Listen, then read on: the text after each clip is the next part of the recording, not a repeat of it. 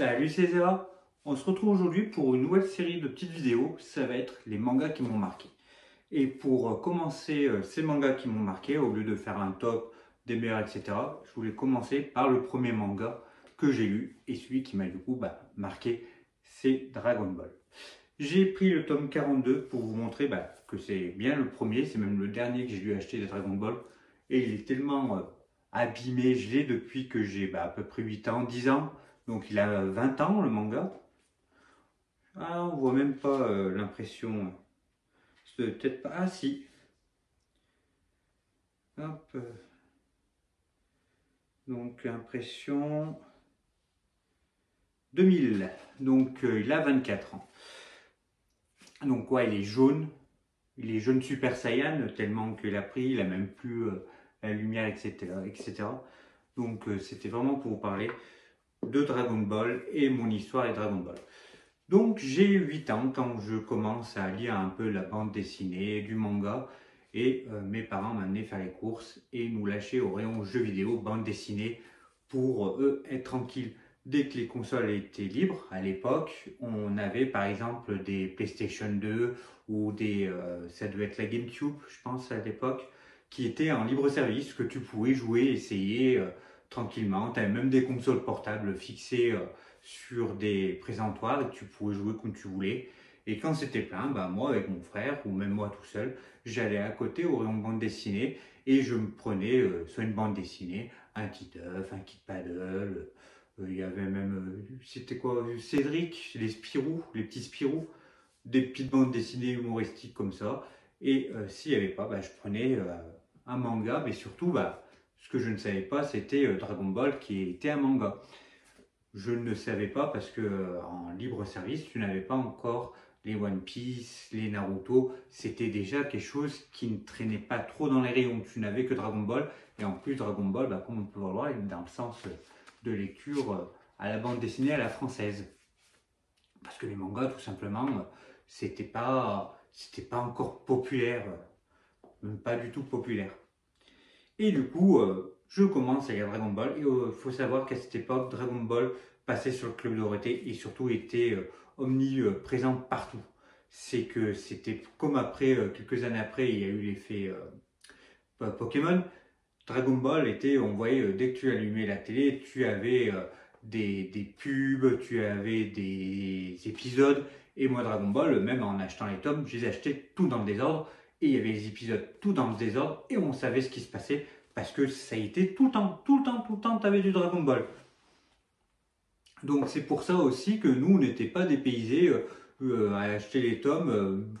Vu que quand j'attendais, mon père disait hey, prends ce que tu as pris et puis tu le finiras à la maison. J'avais le droit à ma petite BD, mon petit manga comme ça de temps en temps. Et j'étais pas déboussolé à voir le tome 1, puis le tome 17, puis le tome 34, le tome 40, le tome 20, le tome 28, tout dans le désordre, mais au fur et à mesure, je les ai eus tous.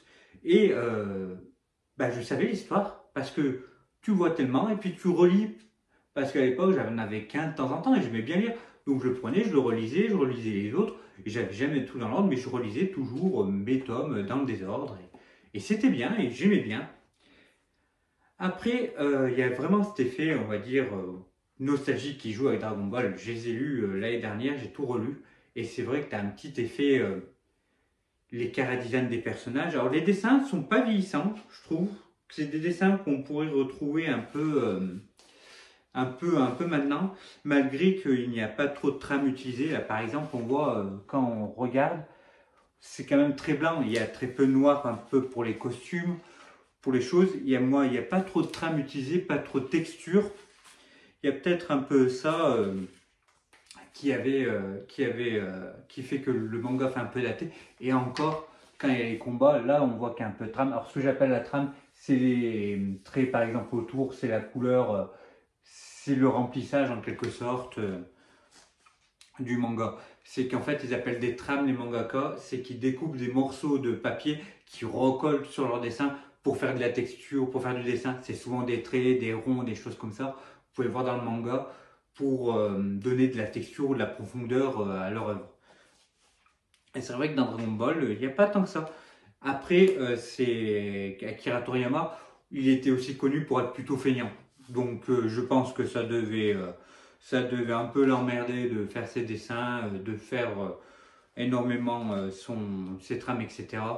Donc il devait faire au plus vite. Je pense que c'est ça aussi, connaissant le bonhomme, je pense qu'il y a un peu de ça aussi.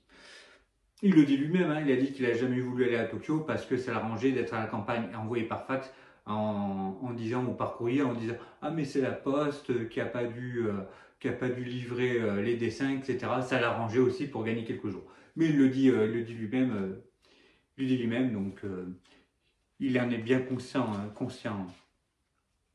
Puis c'est rigolo, c'est des trucs que tu vois, même lui dit j'étais quand même un peu feignant sur les bords. Mais bon, le gros carton Dragon Ball, manga de mon enfance, comme je disais, il y a aussi des petits défauts, comme j'ai relu la dernière, on voit aussi la répétition.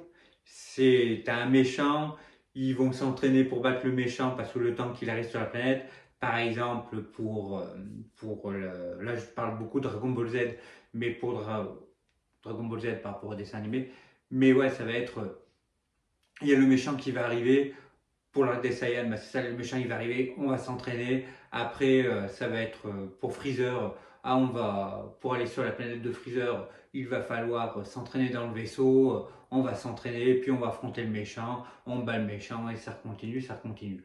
Avec des tournois au milieu, des gens qui meurent, mais qui réussissent. Ça aussi, c'est un défaut et à la fois une qualité à Dragon Ball parce que j'étais en train, j'y réfléchissais avant de tourner la vidéo, en train de l'écrire, et c'est vrai que c'est les personnages meurent et après ils reviennent tout le temps, tout le temps, tout le temps, tout le temps.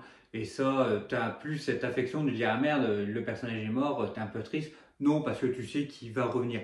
Les premiers te font un peu effet, mais après, dès que tu as compris le truc, tu n'es plus touché par la chose. Et d'un côté, c'est aussi bien parce que vu que on regardait, comme je disais, les épisodes n'étaient pas dans l'ordre, les mangas, pareil, n'étaient pas dans l'ordre. Moi, je les lisais pas dans l'ordre. Et tu voyais toujours les mêmes personnages. Ça ne changeait pas. Tu voyais toujours les mêmes personnages. Tu voyais toujours ton Son Goku, ton Vegeta, ton Piccolo, ton Gohan, ton machin. Tu les voyais tout le temps.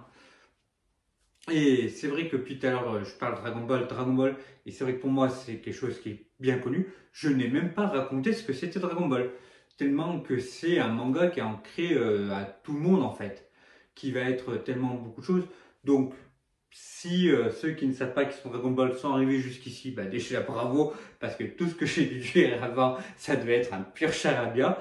Et puis pour raconter, en fait, on va suivre l'évolution de Son Goku, qui est un jeune garçon qui va rechercher les Dragon Ball. Et les Dragon Ball, ce sont des pierres. Dès que tu réunis les 7, tu vas pouvoir exaucer un vœu. Et puis au milieu, des aventures, au milieu qui va les chercher. Alors il y a des méchants qui les veulent aussi, donc ils s'affrontent. Il y a des alliés qui meurent, donc ils veulent rester, etc. C'est tout le temps un peu ce même genre Dragon Ball. C'est toujours un cycle qui se répète. Même si au début de Dragon Ball, on a un effet un peu plus aventure, que après ça va passer très action. Ça va être bagarre, bagarre, bagarre. Qu'au début, on va dire, c'est vraiment la recherche de la Dragon Ball, où ça va être de passer à un lieu à un autre en se battant contre des personnes. Au début, c'est l'armée du ruban rouge. Il y a même c'est Pilaf aussi. Donc il y a quand même des héros, des passages d'aventure au début qui partent après aussi. Ça aussi, c'est un petit défaut parce qu'après, ça enchaîne les combats sur les combats. Du coup, pour moi, Dragon Ball, est-ce que c'est un bon manga? Oui et non, parce que je pense que tu proposes ça à quelqu'un, à un jeune, il va aimer, hein. Ça n'a pas beaucoup vieilli, mais par contre, il y a beaucoup mieux maintenant. Moi, je suis trentenaire, donc les trentenaires, même ceux qui ont la quarantaine, c'est des mangas de cœur, clairement, hein. C'est des mangas de nostalgie, on a grandi avec, on se souvient à 4 heures en rentrant de l'école, regarder son épisode de Dragon Ball avec son gâteau, faire avec les copains dans la cour les Kamehameha, c'est vraiment un côté nostalgique. Donc c'est pour ça, c'est mon premier manga, c'est pour ça que Dragon Ball est le premier manga qui m'a marqué. Donc voilà. Du coup, j'espère que ça vous a plu. Le sujet est un peu pris sur ceux qui connaissent un peu sur le Bazar du Grenier, une chaîne de joueurs du grenier où il fait les jeux vidéo qui l'a marqué. J'ai bien aimé le principe Donc je vais faire pareil pour les mangas. Donc voilà. Alors c'est du pompage, mais sur un autre thème. Hein. De toute façon, si tu reprends sur un autre sujet, est-ce que c'est vraiment du pompage ou pas? Ça pourrait être un débat. On va dire que c'est un hommage. Voilà. Donc voilà, j'espère que ça vous a plu. C'est le premier épisode de cette série.